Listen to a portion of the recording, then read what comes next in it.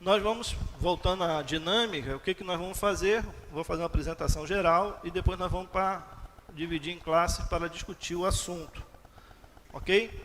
Então aí eu vou me deter aí a 15, 20 minutos no máximo, são 10, lá são 10 para as 3, mas ali são 10 horas, não é isso? 10 horas, 10 e 5. Então 10, 15 minutos, 15 a 20 minutos no máximo, e nós vamos então para nossas classes discutir, conversar sobre o assunto. A nossa proposta de vida por princípios é a gente entender qual é a nossa ação, o que nós temos que fazer aqui. Irmãos, eu estava lendo Eclesiástico, o livro de sabedoria, o livro que vai nos levar a esse entendimento da vida, escrita por Salomão. E Salomão está falando que já viveu tanto, e ele vai considerar tudo como uma grande perda de tempo. E eu, pensando sobre isso, eu fiquei pensando sobre a minha vida. O que eu vou deixar de legado? Que vai passar, uma hora vai virar só uma parte da história. Mas na vida das outras pessoas, o que vai ficar na vida das outras pessoas? Pensando no Evangelho de Jesus, eu queria pensar sobre o que vai ficar, o que você vai deixar como testemunha. E eu queria pensar sobre isso. Atos 1:8 vai dizer: e recebereis o poder que há de vir sobre vós, e ser-me-eis testemunhas, tanto em Jerusalém, Judéia, Samaria e até os confins da terra. A palavra que nós precisamos hoje entender é o seguinte: nós precisamos ser testemunhas. Irmãos, intencionais. Eu vou botar essa palavra que nem está aqui, mas ela está implícita, e eu quero deixá-la bem explícita. O que nós vamos deixar, ou qual tipo de testemunha nós somos intencionais? Nós temos falado intencionalmente de Jesus para as pessoas? Ou seja, nós temos levado isso com intencionalidade, falar de Jesus? Lembrando, o livro de Atos é uma continuidade do Evangelho de Lucas, ele é o mesmo autor. O que Lucas vai se deter no Evangelho é a proposta da vida de Jesus. Em Atos, a proposta é o foco na igreja, depois de Jesus. O que acontece com a igreja depois de Jesus, ok? Também o que precisa ser dito nesse momento é que Lucas vai escrever a partir do escrito de Marcos. Marcos é o primeiro a escrever, Lucas vai escrever e Mateus vai escrever. João também vai escrever depois dessa proposta de Lucas, ou de Marcos, perdão, mas ele vai escrever na outra premissa. Então, quando a gente fala de sinóticos, que está escrito nos evangelhos, a gente deixa João de fora por conta dessa perspectiva, que é uma pegada de João é mais amorosa. E aí, o que corre a narrativa? É falar assim: olha, Jesus começou e fez isso, ponto. Agora a igreja continuou assim, que é Atos dos Apóstolos. Aliás, para bem entender, nós não diríamos Atos dos Apóstolos. O melhor título para esse livro seria Atos do Espírito Santo de Deus. Porque, na verdade, é o que está permeando todo o livro de Atos. É o que o Espírito Santo de Deus faz de maneira direta. Na teologia, nós vamos ver a criação como obra de Deus. Não que o Espírito Santo e Jesus não estivessem na criação, eles estão, claramente isso. Na vida de Jesus, nós vamos ver a obra de Jesus, que é o sacrifício dele, morreu, se fez um de nós, morreu por nós. E depois da morte de Jesus, a obra do Espírito Santo.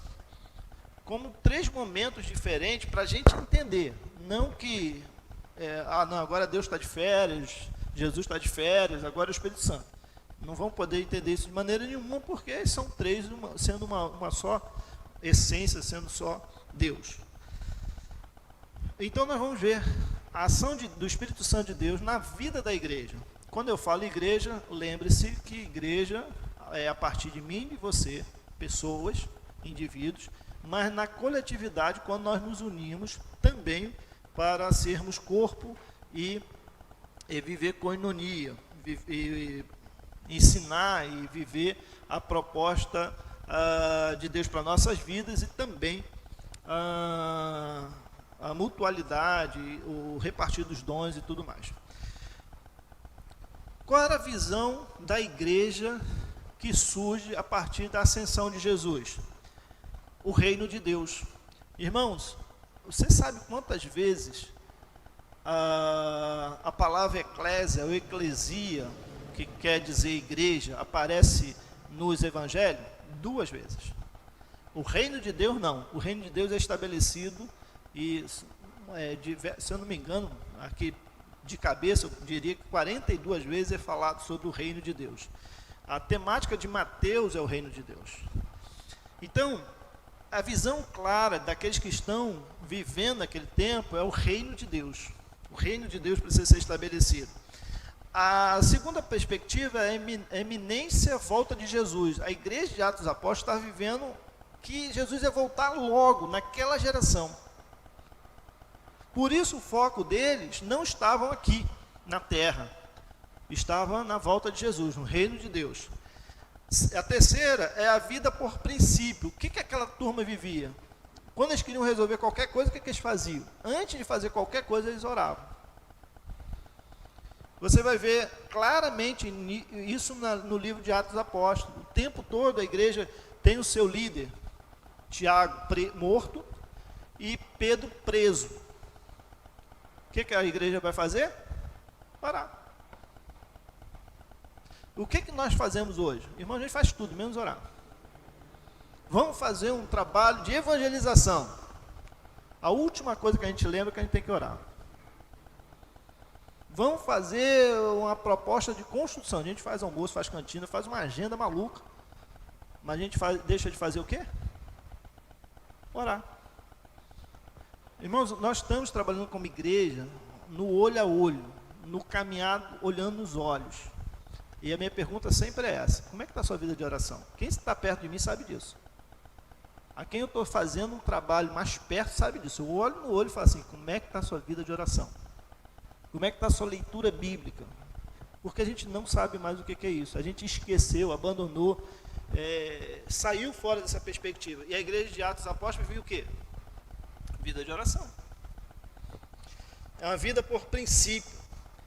A quarta questão é a atuação do Espírito Santo de Deus na vida da igreja. Eles obedeciam aquilo que o Espírito Santo tinha a dizer para as suas vidas. E nós trocamos tudo isso pelos nossos próprios recursos, pelas nossas próprias âncoras, pegando a ponte aí da mensagem, e a gente lança as nossas âncoras. Aquilo que a gente sabe que deu certo. E a gente troca o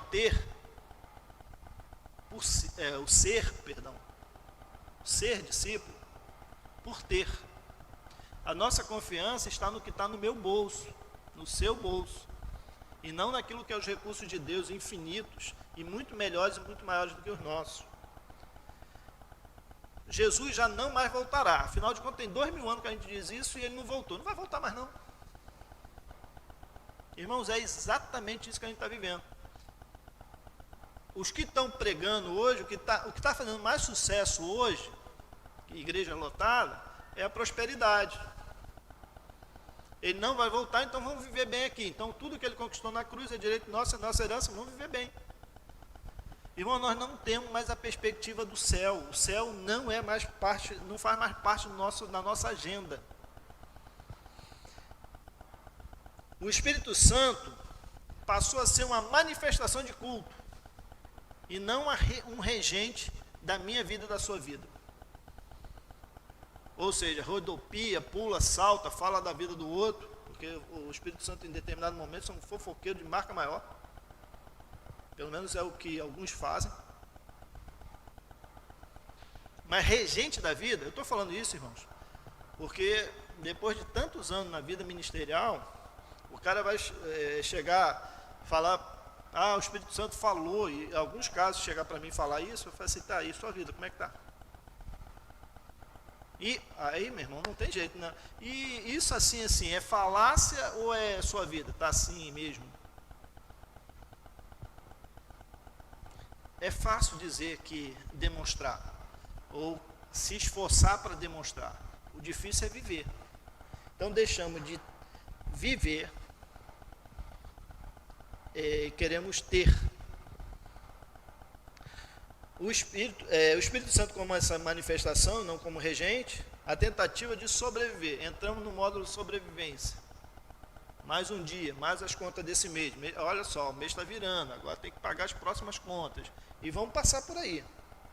Os eventos, as coisas que nós temos que fazer, e isso, irmãos, é de uma curva tão grande que as pessoas, depois de 6 anos, elas não entenderam. E eu falo assim, cara, eu devo ter sido muito mau comunicador. Eu não sou contra evento. Eu sou contra o evento pelo evento. A igreja orava 10 dias, o Espírito Santo se manifestou de maneira poderosa, 5.000 se converteram. Hoje a gente trabalha 10 dias, ora 10 minutos, e quando 3 se convertem, a gente acha que está fazendo muito. Por que a gente não abre as nossas vidas, nossas casas, para testemunhar? Porque a temática é seja testemunha, testemunhe. Fale daquilo que Deus está fazendo na sua vida. Tiramos Jesus da centralidade do culto e colocamos as pessoas. Elas não estão gostando. Irmãos, por último, às vezes eu fico pensando que eu acho que eu não deveria ser mais pastor de igreja.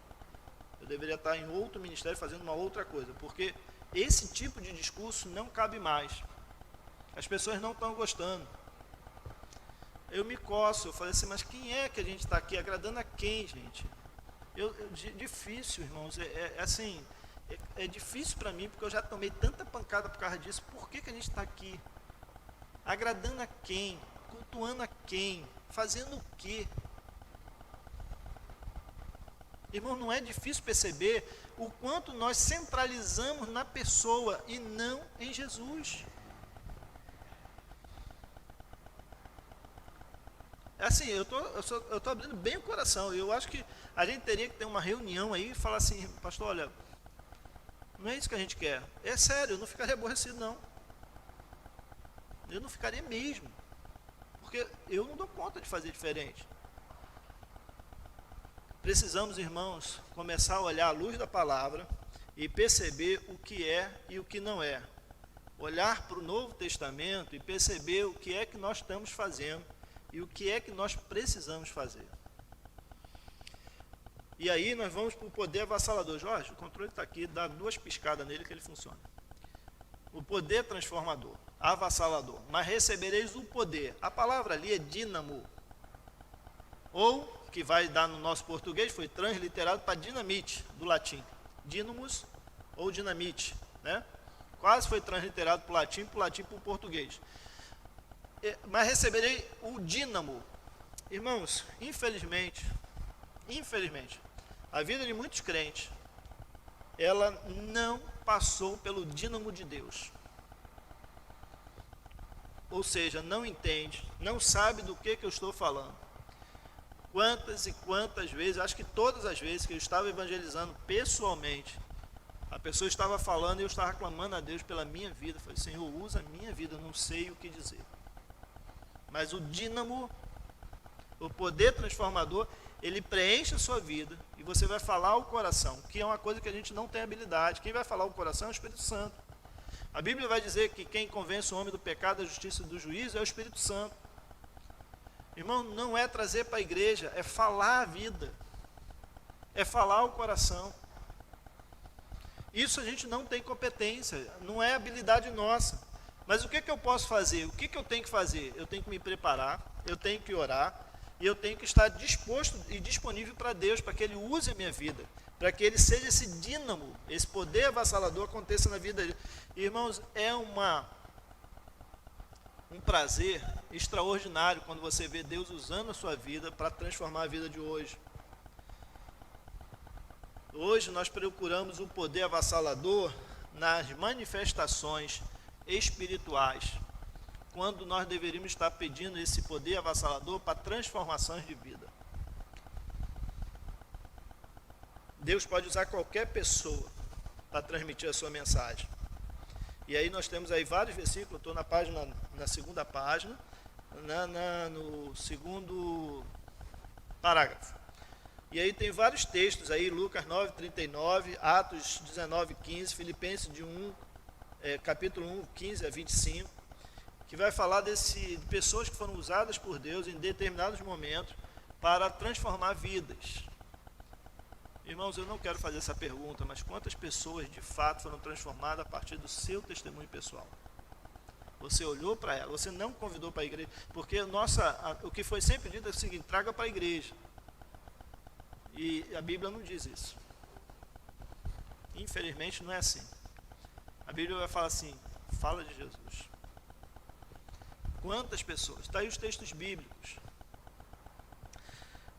E nós precisamos ser testemunhas, ser ousados, deixar Deus usar nossas vidas, para que esse dínamo de Deus, esse poder de Deus, ele aconteça na nossa vida, na vida das pessoas.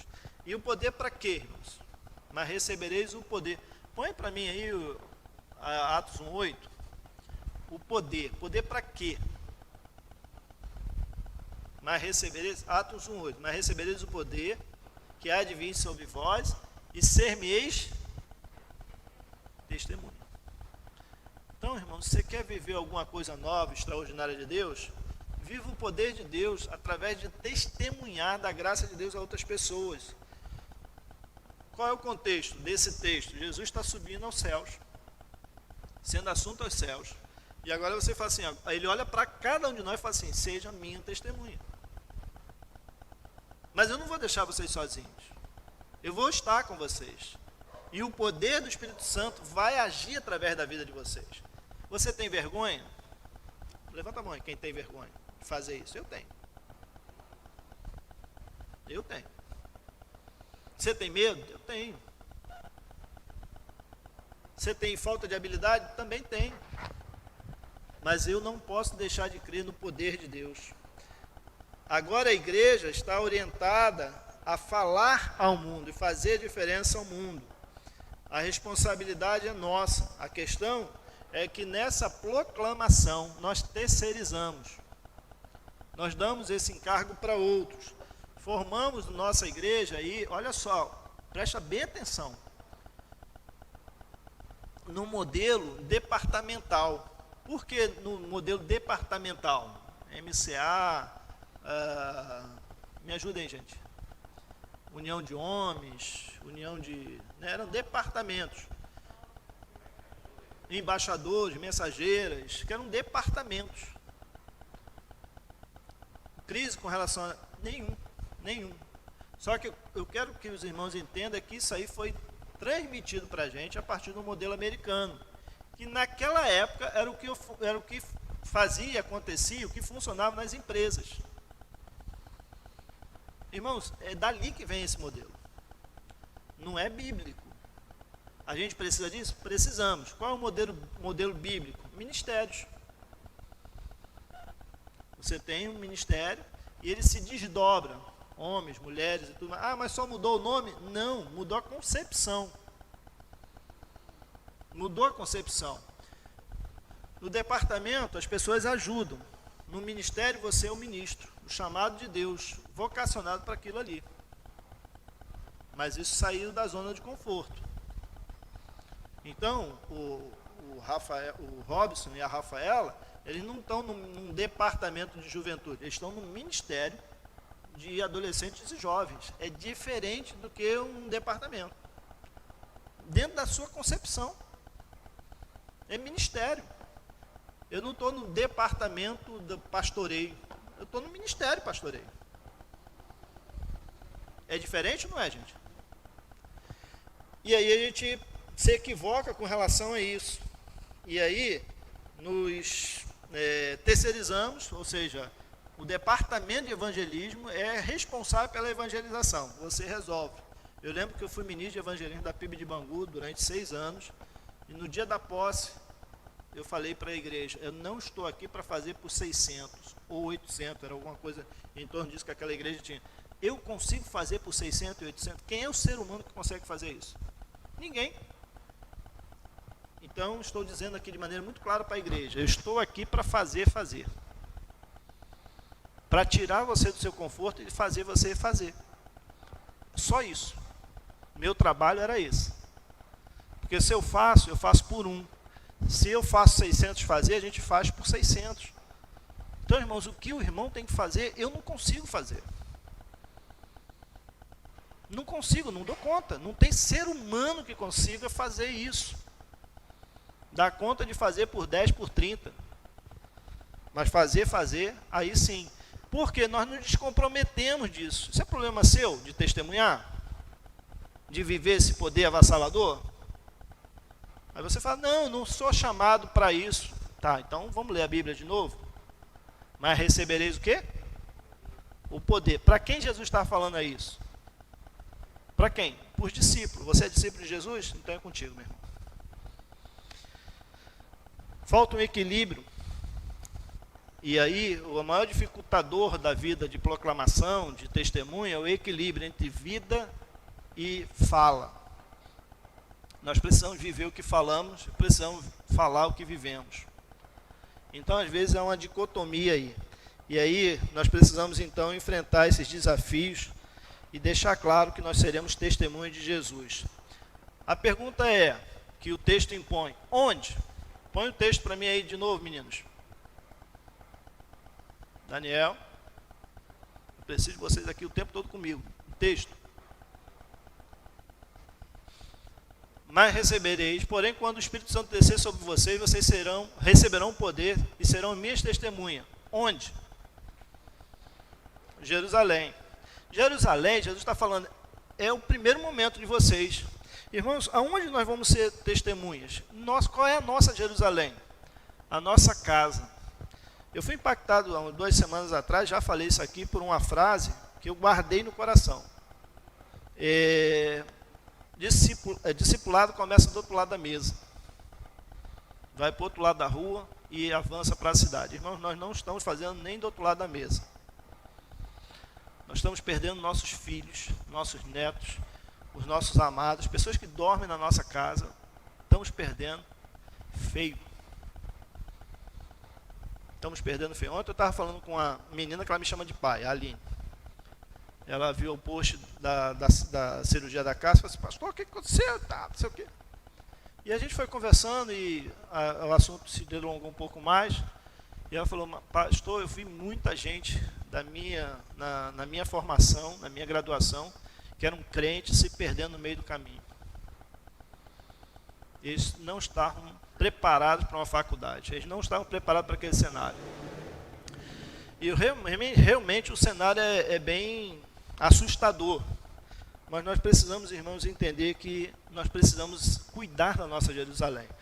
Estendendo um pouco mais a Jerusalém, nós vamos ver os nossos parentes, vizinhos e amigos.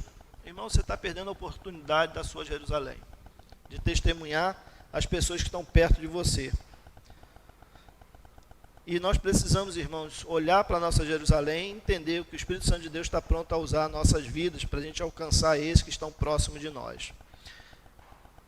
E a igreja de Jerusalém ela foi convidada a ficar em Jerusalém até que do alto fosse revestido. Ela foi revestida e agora ela não avançou. O que aconteceu? Há uma perseguição e a igreja então se espalha. Atos dos Apóstolos, até o capítulo 11, nós vamos ver a igreja em Jerusalém. A partir do capítulo 11, ela vai se estender pela perseguição. Aí, olha, tem um texto, né, lá no capítulo 11, fala assim, e eles falavam aos judeus. Ou seja, eles continuaram acreditando que aquela promessa era aos judeus. E depois houve uma quebra disso e eles começaram a falar aos gentios. Talvez algum gentio prosélito, ou seja, alguém que era convertido ao judaísmo, que estava em Atos, no Pentecoste, na festa de Pentecoste, entendeu a mensagem e começou a pregar. E em Antioquia acontece um nascimento de uma igreja completamente alheio à igreja de Jerusalém. E a igreja de Jerusalém se assusta com isso e manda Barnabé para lá. Barnabé se assusta com o movimento de gente se convertendo e vai atrás de Saulo, e agora eles continuam lá. Agora Barnabé e Saulo vão evangelizar e discipular aquela igreja, e eles estão agora trabalhando então para aquela igreja se manter consolidada. E o que vai acontecer a partir daí que a igreja de Jerusalém deixa de ser uma igreja única, no que diz respeito ao discurso de Atos e passa a ser Antioquia. E a igreja que envia é missionário, a igreja que está pronta a atender o chamado de Deus. Eu quero convidar você a abrir Atos, não está aqui, mas Atos capítulo 13. Eu me assusto, toda vez que eu faço assim, cara, que coisa extraordinária, né? Havia na igreja, Atos 13, 1, havia na igreja de Antioquia os seguintes profetas e mestres: Barnabé, Simeão, chamado Negro, Lúcio de Cirene, Manaém, que havia também crido, junto com o governador Herodes, e Saulo. Irmão, uma igreja que há pouco tempo não tinha liderança nenhuma, nem sabia nada sobre o Espírito Santo, um ano depois de Paulo estar lá com Barnabé, essa igreja tinha pastores e mestres. Nós precisamos, irmãos, avançar nos princípios. Eu preciso de respostas. Eu quero capacitar você para fazer. É meu trabalho. Quando eu trago essa lição, e eu estou encerrando aqui, é para que você se desperte para aquilo que Deus quer para nossas vidas. Nós precisamos sair do comum para o extraordinário. Ser testemunha é perceber o poder de Deus em nossas vidas. Nem nenhum favor que você faz para Deus. E também nós todos somos chamados para isso. E que Deus nos abençoe. Amém?